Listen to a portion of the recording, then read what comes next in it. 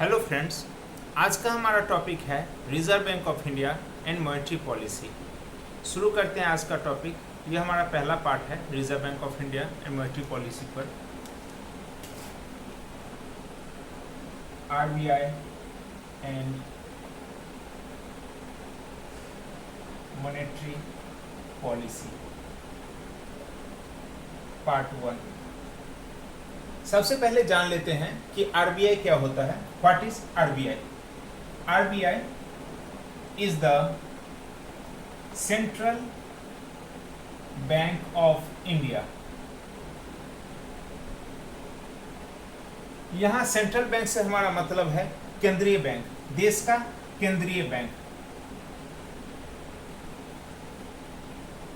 क्योंकि central bank of India एक bank का भी नाम है, लेकिन यहाँ सेंट्रल बैंक ऑफ इंडिया से मतलब है केंद्रीय बैंक। आगे चलते हैं। It was established on 1 April 1935 by RBI act 1934, ठीक है, with a capital of rupees 5 crore, 5 crore capital के साथ, डिवाइडेड इन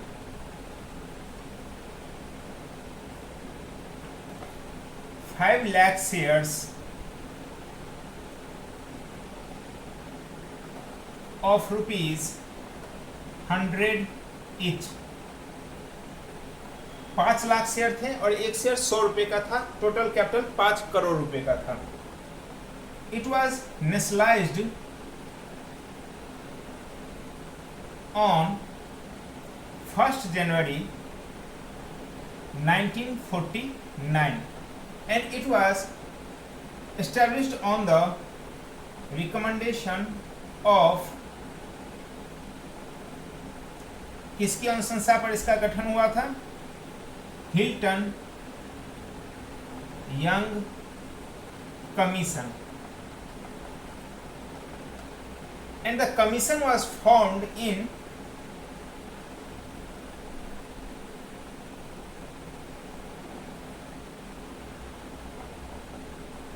1925 में हिल्टन यंग कमीशन का गठन हुआ था और इसी की अनुशंसा पर, रिकमेंडेशन पर reserve Bank of India establish हुआ था। ठीक है, अब हम लोग जानते हैं व्हाट इज मॉनेटरी पॉलिसी। मौद्रिक नीति क्या है? मौद्रिक नीति का निर्धारण देश की केंद्रीय bank reserve Bank of India करती है।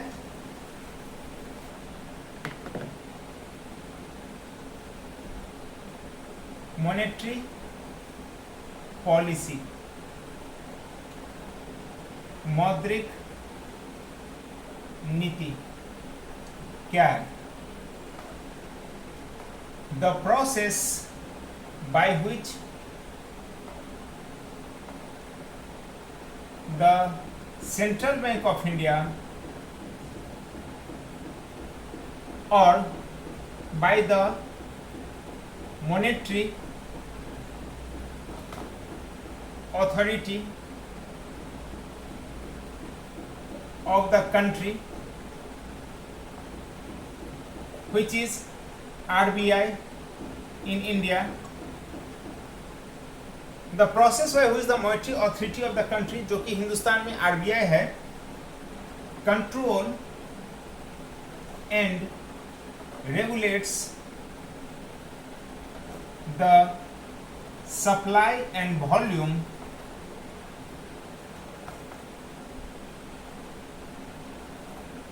of money। ठीक है, यह एक नीति है जिसके द्वारा आरबीआई कंट्रोल एंड रेगुलेट्स करता है supply and volume of money को। ठीक है, मार्केट में कितना पैसे का फ्लो होगा या नहीं होगा, किस लेवल तक होगा, वो सब डिसाइड करता है रिजर्व बैंक ऑफ इंडिया।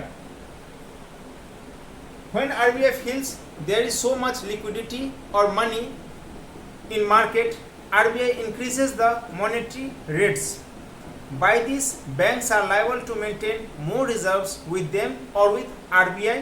और इससे क्या होता है? जो मार्केट में पैसे का फ्लो होता है वो कम हो जाता है, रुक जाता है। आरबीआई जब जैसा चाहता है मार्केट में पैसे की ज़रूरत हो तो वो रेट को डिक्रीज कर देता है, और अगर उसे मार्केट से पैसे को वापस लेना हो, लिक्विडिटी को वापस लेना हो, तो वो रेट्स को इंक्रीज कर देता है। ठीक है,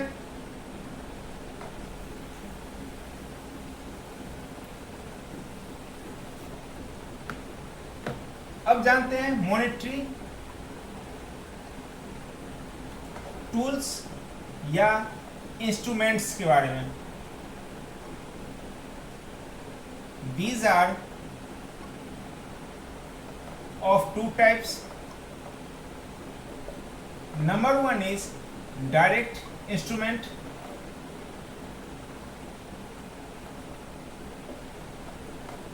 and second is indirect instrument.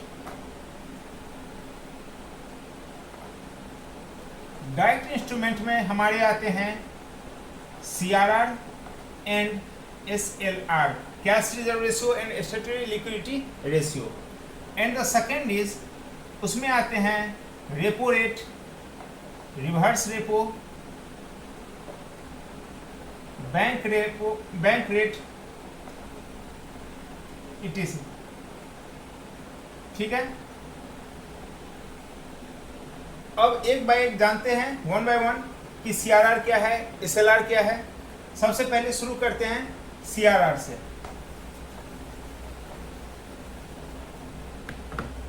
Number one CRR full form है कैश रिजर्व रेशियो, हिंदी में इसको कहते हैं नकदी आरक्षित अनुपात।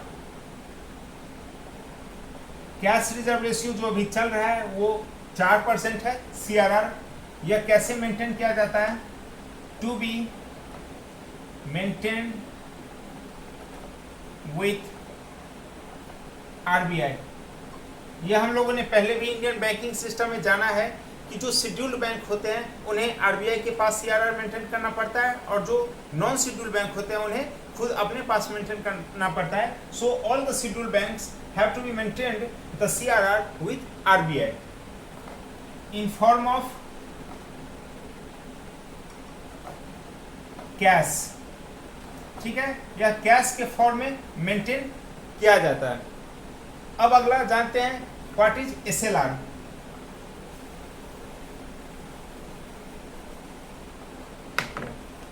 The second is SLR।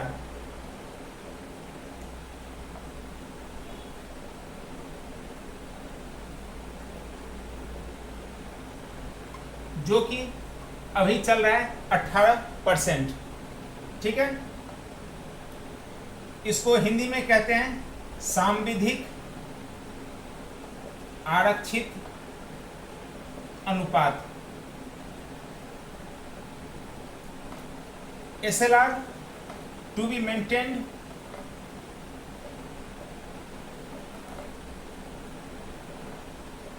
with banks themselves। SLR को RBI के पास मेंटेन करने की जरूरत नहीं है, SLR बैंक खुद अपने पास मेंटेन करके रखते हैं। एंड किन फॉर्म में? In form of cash, gold and government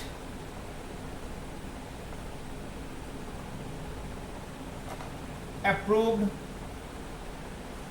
securities like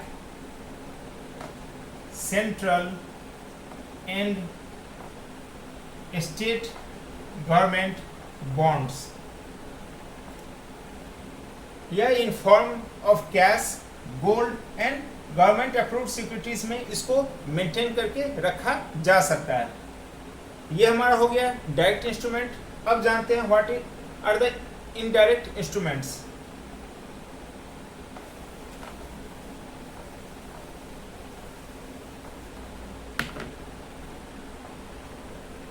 indirect instruments सबसे पहला है हमारा रेपो रेट। इसका फुल फॉर्म होता है रीपर्चेज एग्रीमेंट। कहीं कहीं रीपर्चेजिंग ऑप्शन भी लिखा हुआ होता है। जानते हैं यह क्या होता है repo rate? The rate at which the commercial banks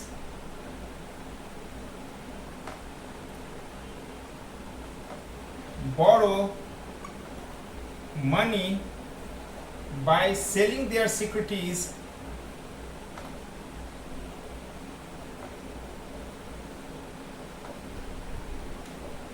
to the RBI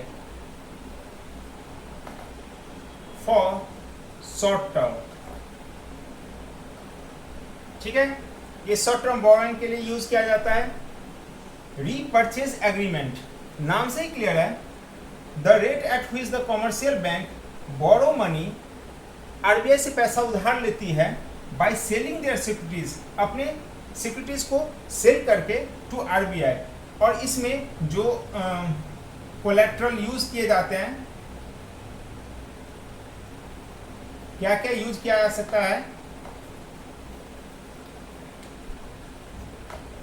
all government securities excluding SLR।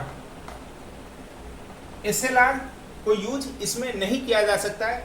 जो SLR का पोर्शन है वो बैंक को मेंटेन करना ही होगा।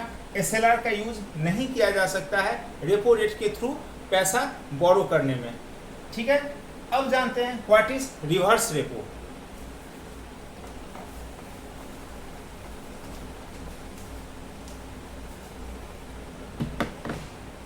Second is reverse repo. पहला में रेट छूट गया था, रेपो रेट अभी चल रहा है 4% एंड द रिवर्स रेपो चल रहा है 3.35%। द रेट रिवर्स रेपो क्या होता है? The rate at which RBI borrows money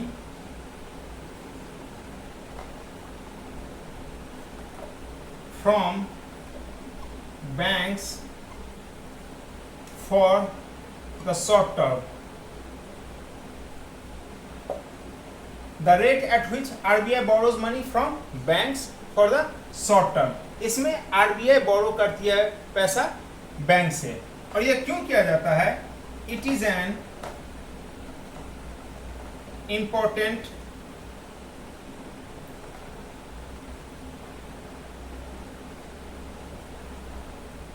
tool